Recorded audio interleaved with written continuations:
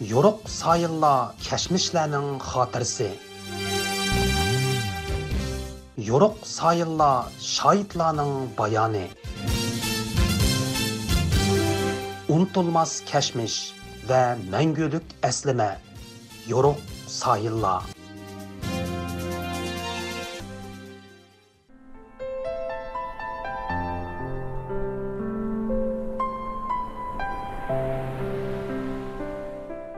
Assalamu alaykum, hürmetlik radyo anlıqçılar.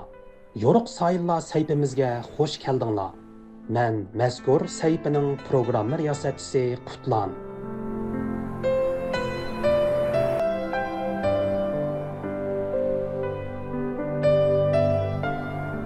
1965 yılı 6. ayının 14. günü bir ömür vatani üçün tipirlagan bir otluq yürek soqışdan to'xtaydi.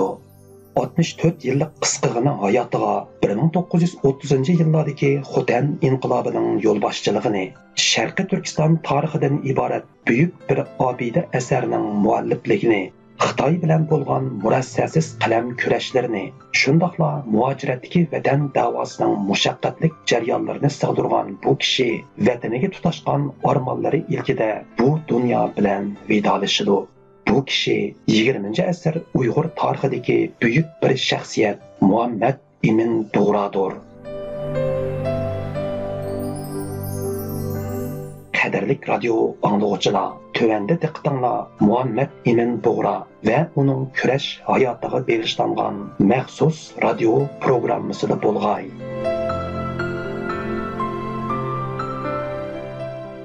Yigirminci asr Uyg'ur tarixidagi buyuk shaxsiyat Muhammad kurash hayoti ve keyingilarga qoldirgan ma'naviy meroslari bilan hali ham kishilar qalbida xotirlanib kelmoqda.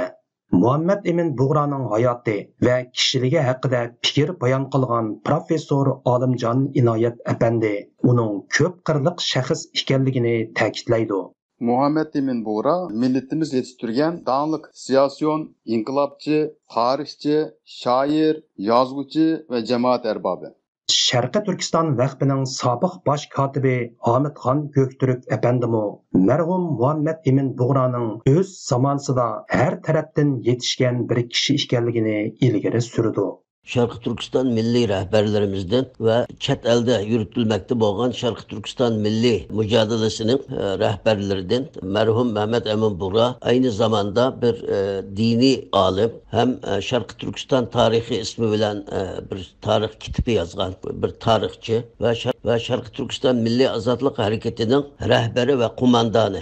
Muhammad Emin Bug'roning o'z hayoti haqida qoldirgan yozmalarida uning balalik hayotiga doir uchur va ma'lumotlar ko'p emas. Ammo u Sharqiy Turkiston tarixi nomli kitobida, Siyosiy hayotim nomli xotirasida va 1952 yili İstanbulda nashr qildirgan Sharqiy Turkistonning tarixi, jo'grafiyasi va hozirgi ahvoli nomli kitobchisida o'zining esini topgan balalik chog'laridan boshlabla munqars vatanning taqdiridan cho'nqur qayg'ulanganligi, har tarafdan umid nuri izdeganligi va kichik turibla zimmasiga vatan qayg'usini yutib olgan xiyolchan bola bo'lganligini tilga oladi. U shu yillardagi azobliq hissiyotini mundaq bayon qiladi. Oң ve solni farq etərligidək bolğan çığımdan tatib, Xitay əməldarlarının Şərqi Türkistan xalqiga qilayotgan zulm və haqsızlıqlarını, şundaqla xalqımның xorlanıyotganlığını görüb köp echinmoqda edim. Bularning ta'siridan nurg'un kechalarda uyqusiz va vasvasalar bilan tong atqizatdim. Yeşim kichik, aqlim yetishmagan, o'zim tajribasiz va moddiy jihatdan yo'qsil edim. Dardimni anglatadigan kishim yo'q edi. Qısqası 15 yaşımdan tartib Xitay zulümüge qarşı nefret hissi, milletim ve vatanımның halıga qayg'urish kayfiyati ko'nglimda cho'nqur o'rin olgan edi. Bu hissiyatning aydakchiligida milletimning tarixini o'rganish, dunyo millatlarining qadimiy va zamonaviy tarixlarini tadqiq qilish zo'qi ko'nglimda kundan kunga quvvatlanmoqda edi. Afsuski, muhitimda menga bu sohada tarbiya beradigan kishilar yo'q edi. Darvaqa Muhammad Emin Bug'ro tug'ilgan yillarda butun dunyoda, bo'libmi sharq ellarida ko'ni bir davr asta-asta cho'kayotgan, yangi davrning ufuq nuri ko'tarilayotgan bir zamon edi. Turkiya Türkiye Egey Üniversitesi Türk Dünyası Tadqiqat İnstitutu'nun professori Olimjon Inoyatning so'zi bilan aytganda, Muhammed Emin Buğra tug'ilgan yillarda şu Uyg'ur jamiyati siyosiy, iqtisodiy, madaniyat, din va ma'rif jihatdan nihoyatda qiyin ahvolda edi. Bu davrda tashqi jihatdan imperiyalar yimirilmagan, Char Rusiya imperiyasi, Manchung imperiyasi, Osmanlı imperiyasi ve İngiliz imperiyasi arasında tirkişish bo'lgan ichki jihatdan bekinmachilik siyosati yurgizilayotgan edi. Manchung hokimiyatining bekinmachilik siyosati va Uyg'ur xalqini nodon qoldirish siyosati Uyg'ur jamiyatining shu dunyoda yuz berayotgan o'zgarishlardan xabarsiz qolishiga sababchi bo'ldi. Tashqari bilan berish kelish munosabati bo'lmaganligi uchun qo'shni davlatlarda yuz bergan taraqqiyotlarni ta'qib qilish imkoni bo'lmadi. Yana bir tarafdan Uyg'ur xalqi 77 yillik Qo'jilar hokimiyati, Jo'ng'orlar hokimiyati va keyingi Manchung urush va isyonlar bilan shu patparaqchilik va davolg'ish ichida yashadi. Bütün bu tarixiy va ijtimoiy sabablar tufayli jamiyat boshqa xalqlarga nisbatan ko'p orqada qoldi. Jaholat va nodonlik Uyg'ur jamiyatini asir oldi. Professor Olimjon Inoyat apandi yana Muhammed Emin Buğra tug'ilgan va bolalik davri o'tgan 20-asrning dastlabki chorigidagi Sharqi Turkistonning ijtimoiy realligini Tatar jadidchi muxbiri Noshirvan Yavshevning 6 shahar maktublari nomli xotiralari bilan Odil Hikmatbeyning Osiyoda 5 turk nomli kitobidan aniq ko'rib olg'ilib bo'ladiganligini ta'kidlaydi. U mundoq deydi: Jaholat va nodonlikning shu qanchalik cho'nqirlashib ketganligini shu 1910-yillarda Sharq Turkistonga borgan Tatar muxbir Noshirvan Yavshevning shu 6 shahar maktublari, Türkiyalik Adil Hikmatbeyning Osiyoda 5 turk nomli kitoblaridagi bayonlardan tushungili bo'ladi. Mayli Abduqodir Damlan bo'lsin, mayli Muhammed Emin Buğra bo'lsin, shu Uyg'ur xalqining mushundoq ijtimoiy cho'kish davrida dunyoga kelgan. Abdullah Oğuz Efendi merhum Muhammed Emin Buğra'nın ciyani merhum Doktor Yakup Buğra'nın nevrisidir. O hazır İstanbul Üniversitesi Türkiyat İnstitutu'da doktorluk ilmi unvanı için okumakta.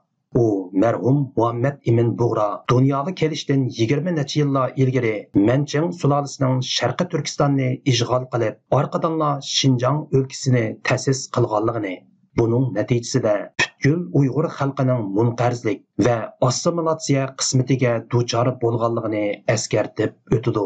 Hammalarga ma'lum bo'lgancha, Muhammed Emin Buğra Hazratlarining tug'ilgan yili 1901dan 20 yilcha burun 1978 yili Zozongtang askarlari tomonidan Sharqi Turkiston ishg'ol qilingan. Bu ishg'olning aqibatidan Sharqi Turkistonni shu qadimki zamondan buyangi Xitoylarning asosiy plani bo'lgan Sharqni Xitoy mamlakati qilish, bu Sharqi Turkistonni Xitoyning yurti qilish maqsadini amalga oshirish uchun qo'lidan kelgan har qanday ishni qilg'ili boshlagan bir vaqt.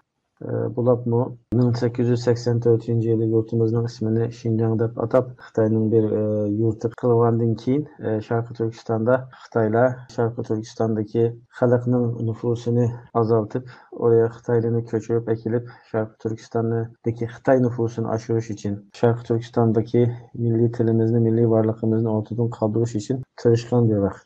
U Manchung sulolasi Sharqi Turkistonni ikkinchi qatam ishg'ol qilgandan keyin Urumchidagi umumiy vali va Ilida turishliq Ilit Jangjun mahkamasi orqali butkul Sharqi Turkistonni idora qilganligini, janubdagi viloyat noyalarni Ombal Dotaylarning qo'li orqali texmi mustabid usulda kontrolga olganligini, Sharqi Turkistonda milliy va diniy kimlikni kuchaytiradigan hech qanday bir harakatga yo'l qo'ymaganligini ta'kidlab o'tdi. Memleketimizin başında genel vali, onun İlixuy deydiğen bir genel valinin idaresi aslında Jangjun deb ataydı, ondan keyin Xitoydagi bu genel valini. Her şehirde işte Amban, Dotay degan Xitoy amaldorlarining memleketni idora qilgan bir vaqti. Aynı zamanda Xitoylar bu mezgilde Sharqi Turkistondagi diniy va milliy har qanday tadrisotning oldini olib, bizning iqtisodiy jihatdan bu Xitoyga bog'lanishimizni va Sharqi Turkistondagi har qanday iqtisodiy boylikni Xitoyga olib ketishning amalini qilg'ili boshlagan bir vaqt. Abdullah Oğuz Efendi, Muhammed Emin Buğra isini bilgen vaqtlardan başlap, Şarkı Türkistan xalqi duçar bolgan bu zulmetlik qismetden qattiq azaplanganlığı, çaresizlikten qalbi pushlanganlığı ve çıkış yolu tepish uchun tinimsiz izlenganligini ilgari surdi. İşte bu şu mezgilde Mehmet Emin Buğra Həstim, oң söpünü payqatgan kündün tatip, Xitaylı'nın Şarkı Türkistan halkı kılıvatkan zulüm, tekebbür ve olunun ve biz Şarkı Türkistan halkının bu kılıvatkan işlerge karşılık içinde bulunan çaresizlik haletine nait içidin tesirlenip bunu kandak boğusu bir şekilde halkılamayan, bugunda vatanım ve milletime kandak hizmet kılay dep öz içidin köyvatkan bir vakti. Şvetsiyadagi Uyg'ur ziyolilardan Abduşkür Muhammed Efendimu bu vaqtda fikr bayon qilib, Muhammed Emin Buğra'nın Manching imperiyasi zaiflashgan. Uning Sharqi Turkistondagi hukmronligi oxirgi halqumiga kelib qolgan yillarda dunyoga kelganligini, kichigidan boshlabla sabiy qalbiga vatan o'ti tutashgan bu xiyoljon bolaning munqars vatanning qutulishi uchun g'am yeyishga boshlaganligini ta'kidlaydi. Endi Muhammed Emin Buğra tug'ilgan vaziyatga nazar 1901-yili Manju hokimiyatining eng oxirgi bosqichlari, yana jeni alqumga kelib qolgan bosqichlari deb aytishga bo'ladi. Muhammed Emin Buğra'ning balalik chog'lari mana shundoq bir davolg'ib turgan, chiriklashgan bir hokimiyatning oxirgi davriga to'g'ri kelgan. Mush mezgilde onun urtuqqanlari Xotandagi dаңlıq diniy o'limalardan ta'lim berishga, o'qishga bergan. Muhammed Emin Buğra mana shu vaqtida madrasada yetib chiqqan bir haqiqiy diniy odam, o'z davrining yetilgan shoiri. Qadrlik radio anglag'uchilar, yuqorida marhum inqilobchi, tarixchi, muajiratdagi Sharqiy Turkiston milliy harakatining rahbarlaridan biri bo'lgan marhum Muhammed Emin Buğra'ning hayoti va uning kurash yo'liga bag'ishlangan maxsus radio programmasining ikkinchi qismini angladinglar. Bu vaqtdagi anglatishimizning oxiri davomli diqqatinglarda bo'ladi. Programmani Qutlan tayyorladi.